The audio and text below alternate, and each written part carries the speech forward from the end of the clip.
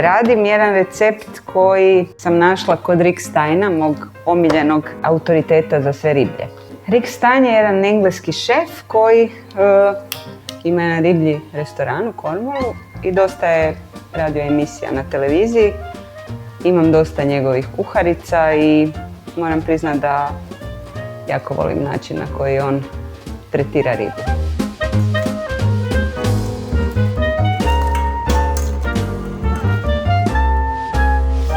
Recimo kozice često znam repove čistiti ako su veće, a kod škampa to zbilja nema smisla jer se meso dosta teško odvaja i puno više okusa kad se kuhaju zajedno sa oklopom. U zdravlje. Kike, jedna od boljih kuharica u mojem društvu. Da ti pomognem? Pa možeš, da. Možeš, Mico.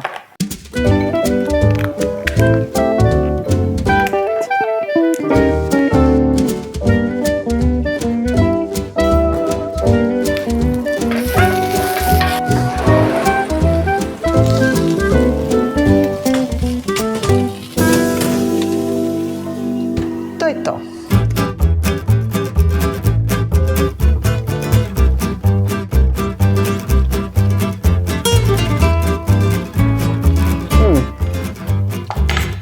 Wow!